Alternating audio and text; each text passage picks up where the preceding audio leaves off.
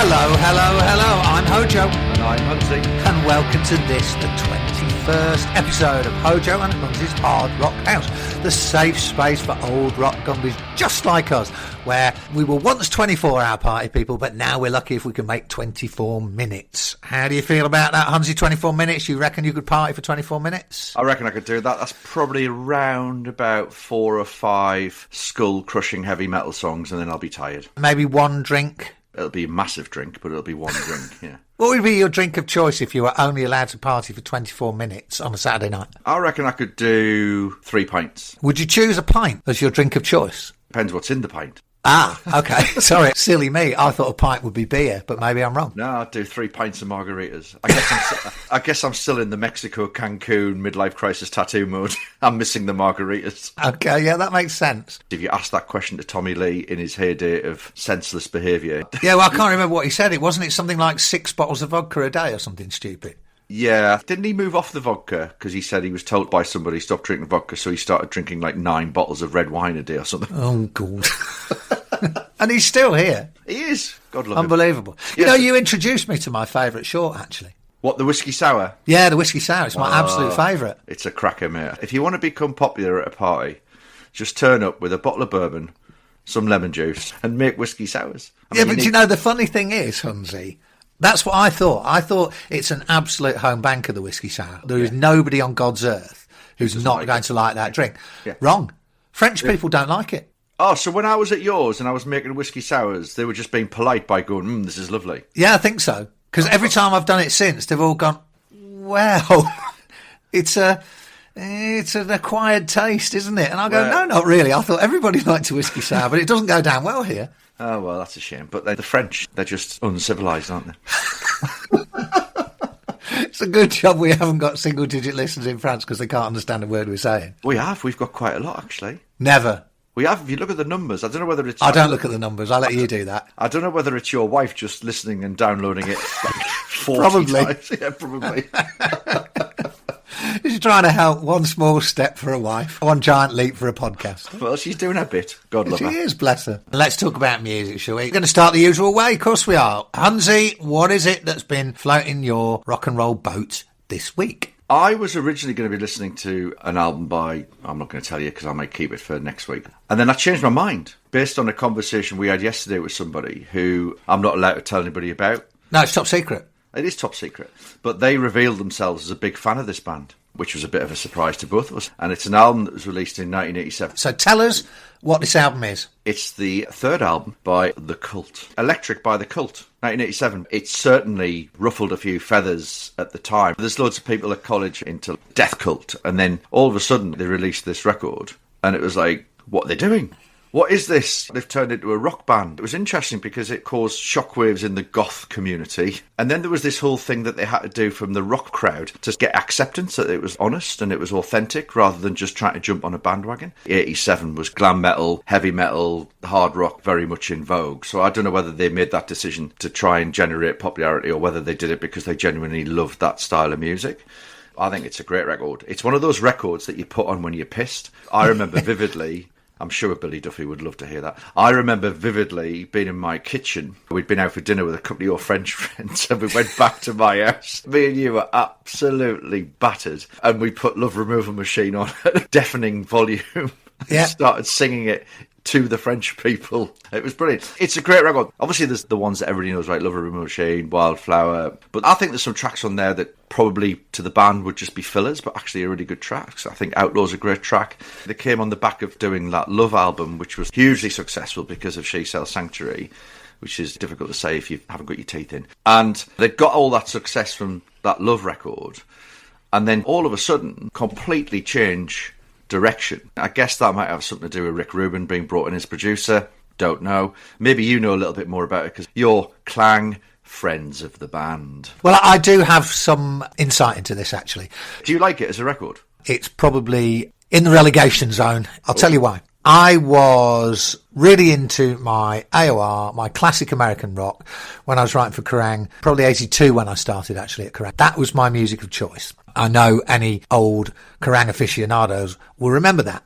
And then I had a bit of a eureka moment, a life-changing moment. There was a guy who, I don't know if you know this guy, who was a PR at the time. His name was Roland Hyams. Do you know Roland? I know the name. Right, sadly, Roland's no longer with us. He was a brilliant man. He was strictly old school PR. He was always stoned. He just looked like he'd smoked 50 spliffs and just turned up ready to work. And I loved him. He was brilliant. Roland was doing publicity for the Cult around the time of She Sells Sanctuary. And I'd heard that record somewhere. I think maybe Roland had punted it to me prior to it being issued. And I absolutely fell in love with that song.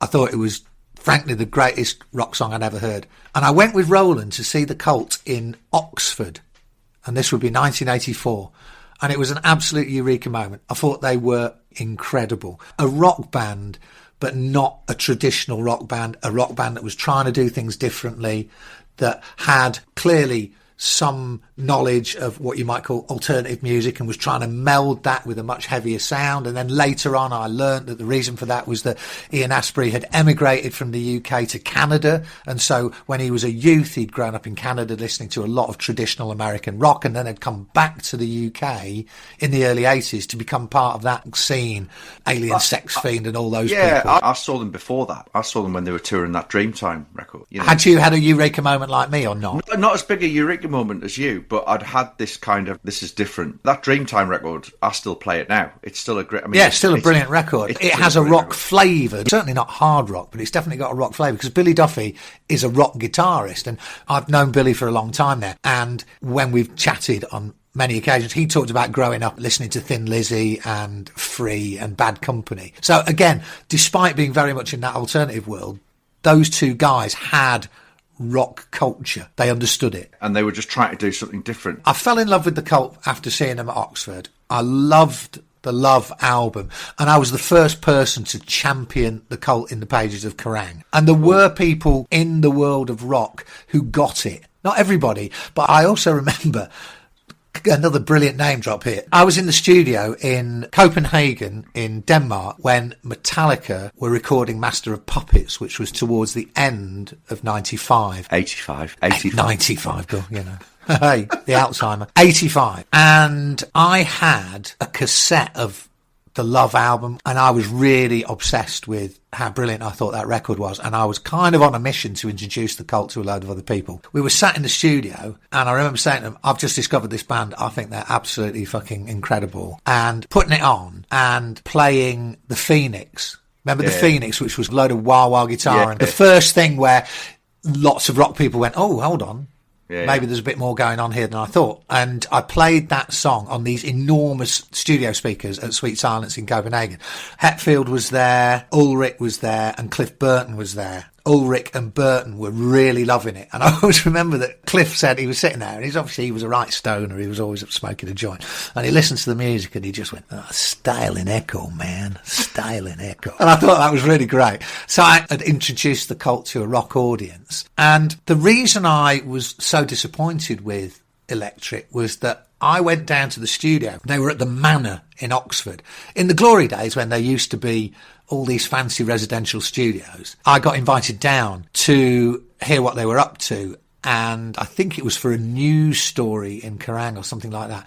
And they were working with Steve Brown, the producer who'd worked on Love, and this was the origins of what was going to be Electric. I don't know if you know this, they recorded all of Electric with Steve Brown at the Manor in Oxford and then canned the whole thing. The album was originally called Peace, wasn't it?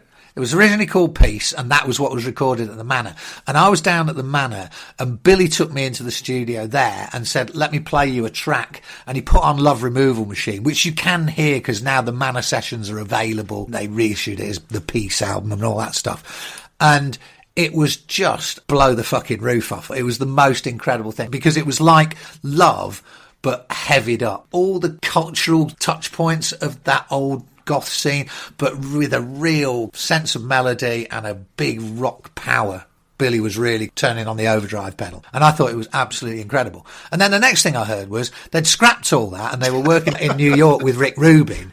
And then I heard the first thing, which was Love Removal Machine. They did the Old Grey Whistle test, which was, for our non-British single-digit listeners, the coolest music show on telly where bands performed live. And I remember the guy who was presenting the show went, I know they've been away for a while, but the Cult are back. Let's see what they sound like. And they played Love Removal Machine, but it was a completely different arrangement. And Billy had completely changed his guitar sound and made it much drier, less effects laden. And it sounded like a bit AC/DC-ish, I suppose. And I was massively disappointed because I thought it was a real poor man's AC/DC. And they'd also given up on what had made them unique to me, that whole original sound that they had, mixing and matching of style. And I went, what the fuck's this? This is like some bar band AC/DC. Then, of course, I know loads of hard rock fans really got into the Cult because of Electric, and it was an absolutely calculated move. They knew that they didn't want to be part of any English alternative rock ghetto. They had a lot of ambition. They wanted to be right up there in the arenas in America, making big money, having platinum albums. Billy said he was ruthlessly ambitious. Yeah. And they decided that the sound that they had was great for American college radio, but was not going to appeal to the people in the middle of Ohio and Nebraska and Idaho. Yeah. And so they made that decision in a very calculated way. And very clear-sightedly. And it worked because Electric went gold in America. 500,000 sales. Suddenly they'd gone from being a quirky English alternative rock band to a straight-down-the-line hard rock outfit. And you can argue till the cows come home about whether that was the right decision and whether they would have made it on their own terms anyway, but that was the choice they made. And I have to admit, I was really disappointed in that record. It's not a Cult album that I rate particularly highly. I think the following record, which was Sonic Temple 2 years later, combined that stadium rock with a lot more of what I felt was the essence of the band. And that was a big hit album in America, biggest album that the Cult ever had, bigger than Electric. Because it had Edie on it and it had Firewoman. And that really worked for me. I loved that record. But Electric, never going to be a Cult favourite, although you are not alone in loving that record. You compare Sonic Temple to Electric, and it's Rick Rubin versus Bob Rock. Rick Rubin, Slayer, hip-hop, all that sort of stuff. And Bob Rock, more traditional American rock producer. Very much so. Sonic Temple is not just more radio-friendly in terms of the songs, but the sound is more radio-friendly. So maybe they had to do Electric to get the meat and potatoes rockers on board, and then they could move to the next level. To be honest, I'm sure Billy's talked about it with me because I've interviewed Billy hundreds of times. Can we get him on? No chance. Billy will go, how many listeners have you got there, HoJo? And I'll go, well... He'll go, come back when you got 1 million. I love Billy, but he's not called Billy Business for nothing. Well, that's what I've been listening to on the back of someone who we were talking to yesterday who, rather surprisingly, is a huge fan of this band. And Mr. X will be revealed in due course. Really interesting choice, though, Hunnsy. What have you been listening to, mate? You know how I always say we're in phase, you and I? We're in the same wheelhouse here, because the album that I've been listening to this week is called Generation Terrorists by the Manic Street Preachers. Ah, right, okay. So we're kind of in the same ballpark, aren't we? Yeah. People who are, in my opinion, rock bands. But maybe metal fans might have something to say about. Yeah. But I'm unapologetic. We're a broad church. Generation Terrorists by the Manic Street Preachers is, for me, a real hardy perennial. It's an album I can go back to time and time again. It's a little bit gauche, a little bit naive, a little bit political sloganeering from philosophy students. But the power of the music is frankly undeniable. And like a lot of great music, it's wrapped up in your memories. It was a particularly brilliant time in my life. When that album came out in 1992, I was down in London, working for the music papers, enjoying life. Make of that what you will, Hunnsy. And I was going to see all kinds of different bands, all kinds of different styles of rock. And Manic Street Preachers had really made a big splash on the NME, which was the alternative music paper. The rock papers were a little bit reticent when this record came out, but actually they shouldn't have been, because in those interviews in the alternative press, Manic Street Preachers were really quite different in so much as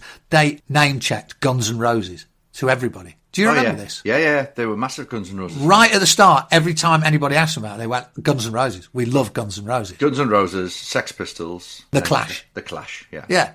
So they were actually quite open about their love of a very traditional hard rock band. And if you listen to Generation Terrorists, you go, yeah, these are riffs that Guns N' Roses would have liked. James Dean Bradfield, the vocalist and lead guitar player, he was a bit of a closet guitar hero, wasn't he? Oh, brilliant guitarist. He's a guitar hero. The Mighty Louise, my future wife, turned on to the Manic Street Preachers before me, and I remember going to the Marquee to see them. So this is early doors. Marquee, for those who don't know, a small club in London. Don't look for it. It's not there anymore, to quote Spinal Tap. Held about... Maybe 500, yeah. 500 maybe. And they played, it was packed. It's right up front and personal. And they started with Slash and Burn, if I remember rightly, which is the first track of this album. Do you remember the riff?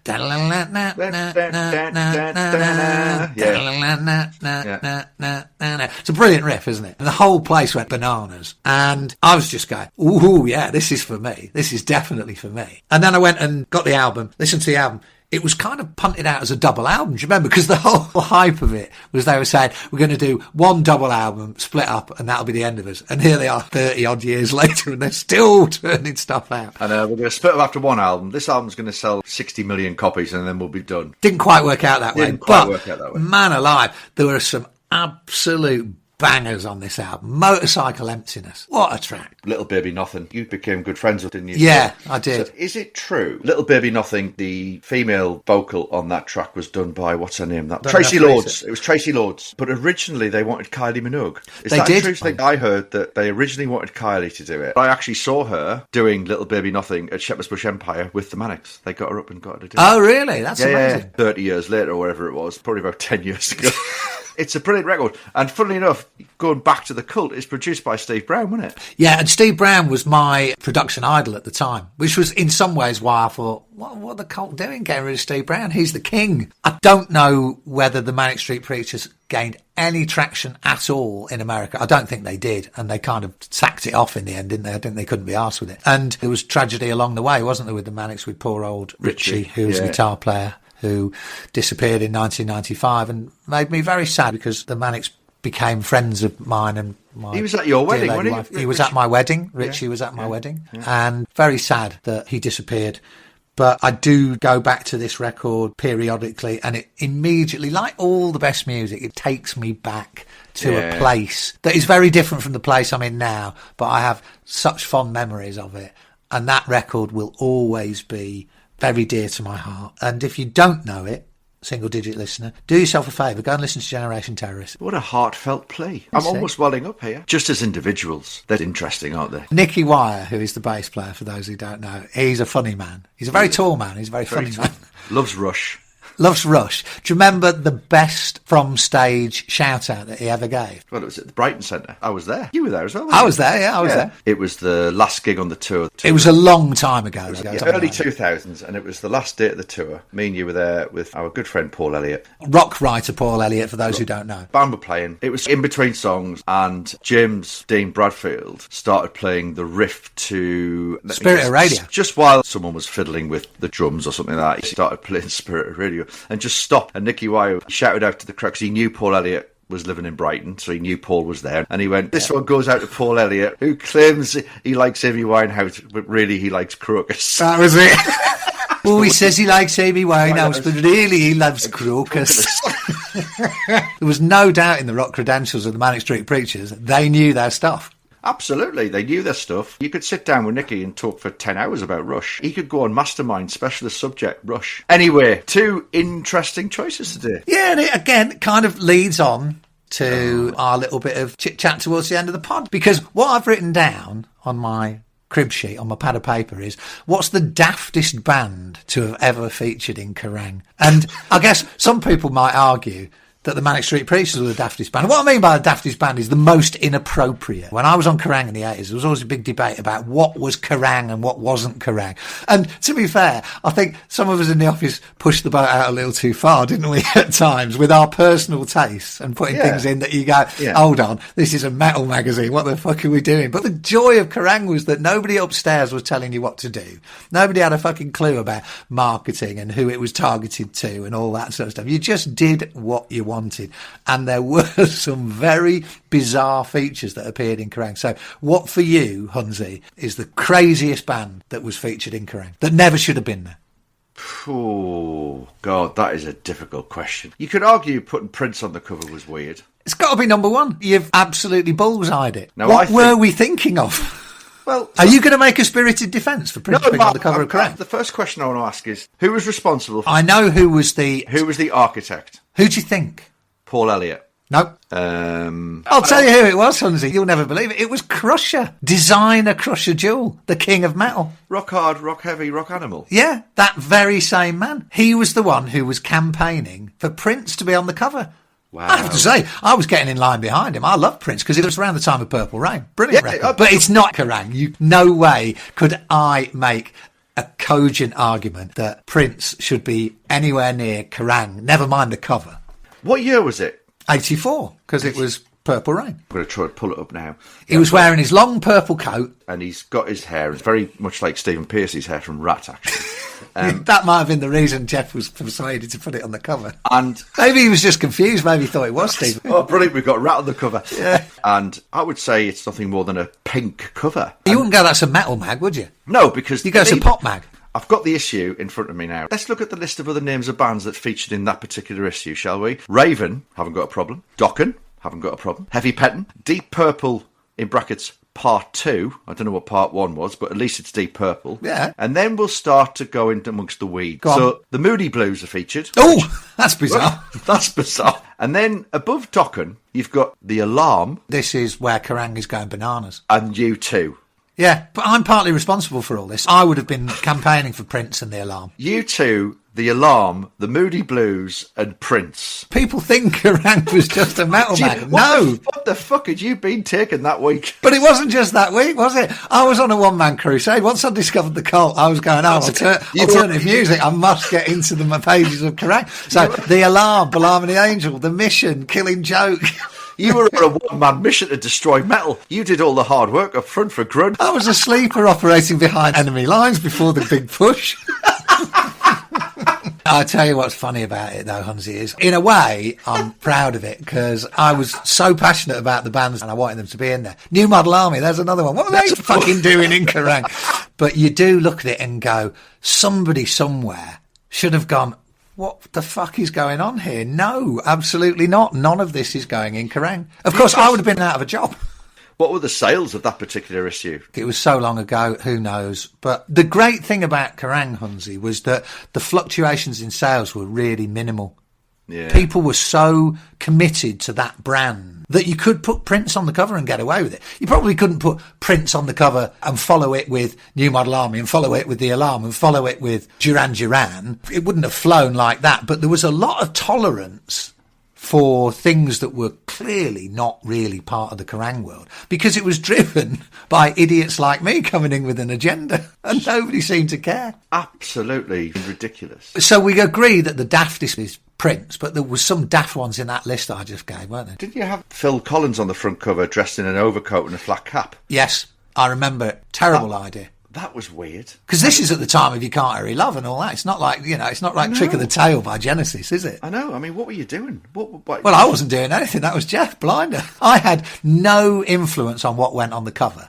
I had some influence about what went in the magazine. Do you think my wife's flushed the toilet? Can you hear a noise? She's flushed the toilet upstairs. Disgrace. Did she not know that we were recording? Yeah, we're a professional organisation down here. What's going on? Okay, so I think we both agreed that Prince was the daftest, but there's been some good ones, haven't there? Well, there you go. We've had some tremendous laughs about inappropriate bands in Kerrang. We've come up with two interesting albums that are slightly outside of the main lane of rock, but that's always a good thing. And we've had a lot of fun talking about Whiskey Sour, so that seems to be a pretty good haul for today's pod, don't you reckon, Hunnsy? Definitely. Before we go, what's the info, Hunnsy? I hear there's a change. Yeah, there's a change coming on our social media channels. We're staying on Facebook because all our audience use Facebook. We're staying on Instagram. That's fine. But we are leaving X/Twitter. Where are we going, Hunnsy? We're going to go to Blue Sky. Okay, so what's the address? How do people get to us? I haven't set it up yet. I'm going to set it up this week.